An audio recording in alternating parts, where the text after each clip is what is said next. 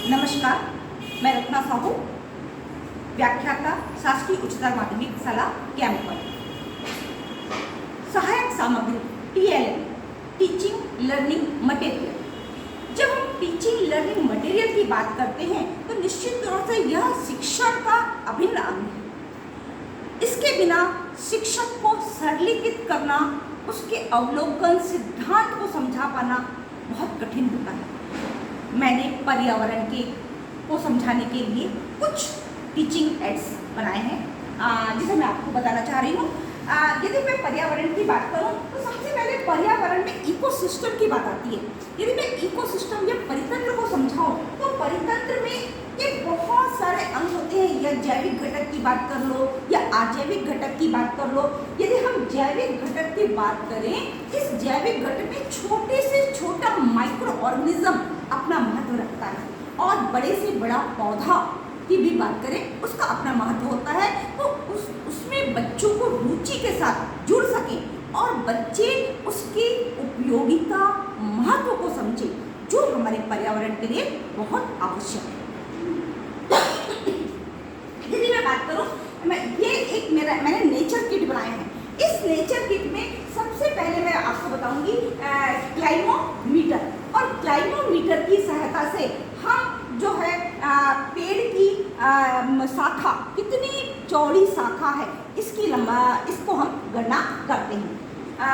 इसके साथ साथ में हमने एक टेम्परेचर लिखा है कि यदि अलग अलग जगह पर उसका तापक्रम अलग अलग है तो हम कैसे अलग अलग तापक्रम नापें। इसके साथ में गीली मिट्टी की मदद से हमने मिट्टी की समझ को भी बच्चों को सबसे पहले बताया है।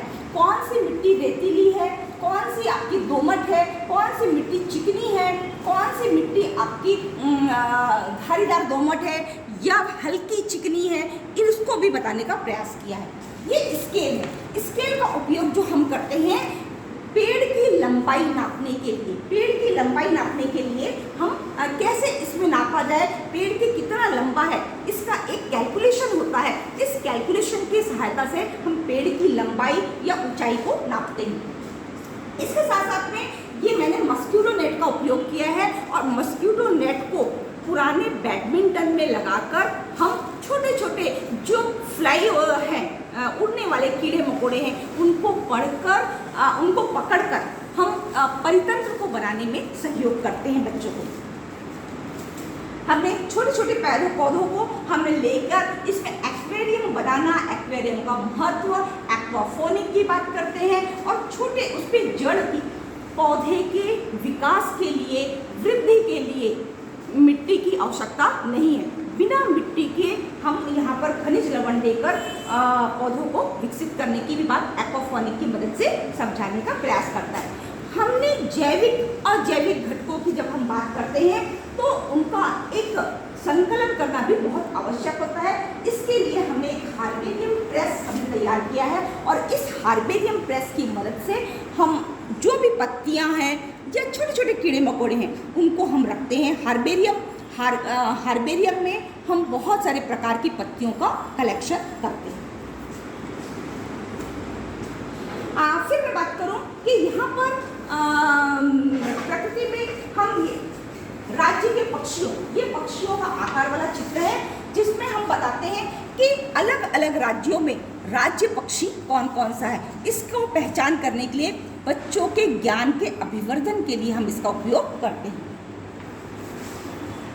भारत एक बायोडाइवर्सिटी कंट्री है, और इस कंट्री को बताने के लिए हम कितने प्रकार के शैवाल हैं और उनका परसेंटेज क्या है, कवक क्या है, लाइकेन क्या है, ब्रायोफाइटा क्या है, और अनावृत बीजी और आवृत बीजी वाले कितने पौधे पाए जाते हैं, कितने प्रकार के पौधे हमारी स्पीसीज मिलती है, इसके बारे में भी हम जानकारी देते हैं। इसके अलावा डिफरेंट अलग अलग जगह का क्लाइमेट अलग अलग होता है, और इस क्लाइमेट को भी समझाने का प्रयास इस चित्र की मदद से करते हैं। फिर है हमारी संस्कृति है। इसके लिए पेड़ की सुरक्षा के लिए बहुत सारे प्रकार के आंदोलन चले हैं, इतिहास है, उसका भी ज्ञान हम बच्चों को समय समय पे देते हैं। जैसे चिपको आंदोलन है, बीज बचाओ आंदोलन है, और डिफरेंट टाइप के कच्छ वनस्पति में मैक्रो की बात करते हैं, नम भूमि कैसा होता है, जैव विविधता के विभिन्न महत्वपूर्ण तिथियां और घटनाओं को से भी हम बच्चों को परिचित कराते हैं। अब आता है कि हार्बेरियम को हमने एकत्रित कर लिया, डिफरेंट टाइप की पत्तियों को एकत्रित करके उनके फूलों को इकट्ठा करके हम हार्बेरियम बच्चों को बनाना बताते हैं। सिप्पी को इकट्ठा करके कलेक्शन करके डिफरेंट टाइप की सिप्पी के बारे में बात करते हैं। एनिमल्स की बात करते हैं जो एक दूसरे से कोरिलेटेड होता है, परस्पर फिर इनका संबंध बताते हैं। जब हमारे छोटे छोटे माइक्रो ऑर्गेनिज्म इकट्ठे हो जाते हैं तो इनका वास्तव में क्या संबंध है, खाद्य श्रृंखला से कैसे जुड़े हैं, ये कैसे आपस में मिलकर खाद्य जाल बनाते हैं, इसके बारे में भी जानकारी हम देते हैं। फिर कुछ हम ऐसा बच्चों को तर्क वितर्क करने के लिए गलतियां ढूंढने वाले कुछ ऐसे फोटोग्राफ भी देते हैं जिसमें बच्चे अपनी उस फोटोग्राफ में गलतियां ढूंढते हैं। फिर है पेड़ की अलग अलग पेड़ की जाल को हम लोग छाल को अलग अलग पेड़ों की छाल, और हम लोग एक और भी ये बच्चों से करवाते हैं, छाल को स्कैन करवाते हैं एक प्लेन पेपर से, उसको पेंसिल से ऊपर रब करवाते हैं और पेंसिल से स्केच करने पर उसमें छाल उभर के आता है और छाल की उपयोगिता और अलग अलग छाल को कलेक्शन और उससे उसकी उम्र की गणना भी बताया जाता है। अब एक ये है तथ्यात्मक पुस्तक के बारे में भी हम जानकारी देते हैं कि यह कौन सी प्रजाति कहाँ कहाँ से और कहाँ कहाँ मिली है और वह अभी कौन सी प्रजातियाँ विलुप्त हो गई हैं और कौन सी अभी हमारे पास उपलब्ध हैं, उसकी भी जानकारी हम देते हैं। फिर बच्चों को पक्षियों को हम नाखून के आधार पर भी जंतुओं के पद चिन्हों की पहचान करना बताते हैं कि अलग अलग बच्चों का पद चिन्ह जो है वो अलग अलग जंतु के कैसे कैसे होते हैं, उसके बारे में भी हम जानकारी देते हैं। फिर ये खेल खेल में सीखने वाली बात है कि हमने कुछ ऐसा गेम भी तैयार किया है कि आयन मंडल क्या है, ओजोन मंडल क्या है, इसके बारे में भी हम जानकारी देते हैं। पशु ऐसे पशुओं की भी जानकारी हम देते हैं जिन्हें आपने कभी नहीं देखा है, उन पशुओं जो कि पहले थे परंतु अब विलुप्त हो गए हैं, ऐसे पशुओं की भी जानकारी हम समय समय पर देते हैं। अब दूसरी बात आती है ध्वनि, इसमें हम ध्वनि के भी बारे में बताते हैं, तो ध्वनि की तरंगों के बारे में भी हम जानकारी देते हैं कि ध्वनि की तरंगें कैसी होती हैं और किस प्रकार से वो चलती हैं। तो इस प्रकार ध्वनि को हम समझाने का प्रयास करते हैं। उसके गर्त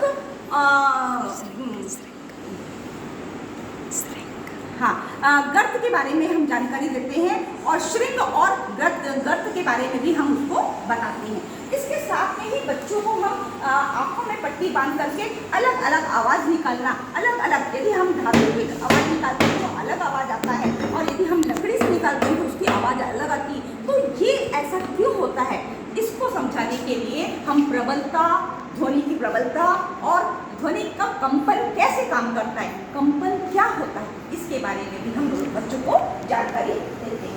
इसके साथ में ही हम बच्चों के यदि ब्रह्मांड की जब हम बातचीत करते हैं तो ब्रह्मांड में हम तारों के उन्नतांश नापना बताते हैं, तारों का उन्नतांश नापना बताते हैं, आकाशगंगा कहाँ स्थित है, किसे कहते हैं, ब्रह्मांड के लिए एक छोटी सी बुकलेट जैसी छोटी छोटी जानकारी है जिसको बच्चे आसानी से समझ सकें, ऐसी जानकारियों के बारे में भी हम बच्चों को बताते हैं। बाइनोकुलर से चंद्रमा हम कैसे देख सकते हैं। फिर है भारत में दिखने वाले सूर्य ग्रहण 2005 से 10 तक कब कब दिखाई दिए हैं, इस पर हम बातचीत करते हैं। बच्चों को हम धूप घड़ी बनाना बताते हैं, ऋतुओं का परिवर्तन क्यों होता है, फिर उन्हें बहुत प्रेम से समझाते हैं तारे क्यों टिमटिमाते हैं। इसकी गणना भी हम छोटे बच्चों को बहुत ही खेल खेल में हम बताते हैं और इससे दिखाया भी जाता है। इस होल से आप देख रहे हैं, जो चित्र देख रहे हैं, इससे भी बताया जाता है। फिर ग्रहण के बारे में हम बताते हैं कि सूर्य ग्रहण क्या होता है, चंद्र ग्रहण क्या होता है, कैसे काम करता है। ग्रहण के मॉडल को हम बताने के लिए इस प्रकार का हम मॉडल यूज़ करते हैं और एक पट्टी लगाकर, यहाँ पर एक डार्क पट्टी फिल्म लगाया है, ये देखिए ये फिल्म हमने लगाया है और इसको डार्क हम ब्लैक से कवर कर देते हैं और उसको हम दो मोबाइल की सहायता से दो मोबाइल के लाइट की सहायता से हम इसको ग्रहण को अलग अलग समय पे बच्चों को खेल खेल में सिखाने की कोशिश करते हैं। तारा और तारामंडल की छोटी सी एक पुस्तिका है, उस पुस्तिका के माध्यम से भी तारामंडल की जानकारी हम देने की कोशिश करते हैं। दिन में तारे क्यों नहीं दिखाई देते हैं? क्या तारे रात में ही दिखाई देते हैं? यदि दिन में दिखाई देते हैं तो हम उन्हें कैसे देखें? इसके लिए हमने एक ये टूल्स बनाया है और इसकी मदद से हम दिन में भी तारों को देखते हैं। इसके बाद ये है, ग्रहण को देखने के लिए पट्टिका बनाते हैं और इस पट्टी के मदद से हम सुरक्षित और दृश्य फलक के रूप में हम ग्रहण को देखते हैं। अब इसके साथ में ही मैंने बच्चों से बहुत सारी चीज़ें जो होती हैं परमाणु के बारे में बताने की कोशिश करती हूँ मैं। जैसा कि हमने वातावरण के पर्यावरण के बारे में मैंने बच्चों को अलग अलग समय पर उन्हें परितंत्र बनाना बताया। परितंत्र के साथ साथ में पौधों की लंबाई, मोटाई, वाष्पीकरण किसे कहते हैं, प्रकाश संश्लेषण किसे कहते हैं और श्वसन किसे कहते हैं, इन तीनों का आपस में क्या रिलेशन है और इसका पर्यावरण पर क्या असर होता है, ये भी मैंने उनको समझाया है। और उसके साथ साथ में जब उन्होंने स्टडी किया, अध्ययन किया, भौतिक रूप में वो बच्चे जाकर स्टडी किए तो बच्चों को एक खोज शोध कार्य से बहुत इंटरेस्ट हुआ, रुचि जागा और पर्यावरण जैसे विषय को बहुत रुचि लेकर बच्चे पढ़ने लगे। ये पत्तियों के बारे में हमने कलेक्शन किया, ये पत्तियों को, डिफरेंट टाइप की पत्तियों को मैंने कलेक्ट करवाया बच्चों से। अब आता है एक, हाँ, अब यदि आता है तो मैंने बताया कि पदार्थ क्या होता है। बच्चों को कक्षा में मैंने बताया पदार्थ क्या होता है। यदि पदार्थ है या तो हवा है, हवा का क्या, हवा का भार होता है और हवा का द्रव्यमान यदि होता है तो उसे हम कैसे खेल खेल में सीखें, तो इसे मैंने बैलून की मदद से ये मैंने बताने की कोशिश करी हूँ। और इसके और एक और बड़ा सा ये बैलून की मदद से बच्चों ने खुद करके देखा कि जो फूला वाला भाग था बैलून का, उस तरफ स्केल जो है वो झुक जाता था और दूसरी तरफ जो बिना फूला वाला बैलून था वो ऊपर की ओर उड़ जाता है। और उन्होंने प्रयोग से सिद्ध किया कि वास्तव में हवा का भी द्रव्यमान होता है। फिर मैंने बताया कि तत्व क्या चीज है, परमाणु किसे कहते हैं, परमाणु क्यों नहीं दिखाई देता या हमें क्यों स्वतंत्र अवस्था में नहीं मिलता, और यदि परमाणुओं से अणु का निर्माण हम कैसे करें, और अणु यदि आपने बना लिया है तो अणु से आप यौगिक कैसे बनाएंगे, ये मैंने खेल खेल में आप उनको सिखाया है। और ये डिजिटल खेल है जिसे अणु कारखाना कहते हैं, जिसे अणु कारखाना कहते हैं। और इस अणु वाला कारखाना में 2 बाउल लेते हैं बच्चे और 2 बाउल की मदद से वह एक में अलग अलग रंग के बॉल रखते हैं और सबकी परमाणु संख्या जो होती है वो अलग अलग बच्चों को बता दी जाती है और उसकी मदद से बच्चे खेल खेल के अणु बनाते हैं, अणु की मदद से यौगिक बनाने का निर्माण करते हैं। और जब वो यौगिक सही बनाते हैं तो उनको स्टार मिलता है। यह डिजिटल जो खेल है उसे अणु फैक्ट्री कहते हैं। आपने मेरी बात सुनी, इसके लिए धन्यवाद।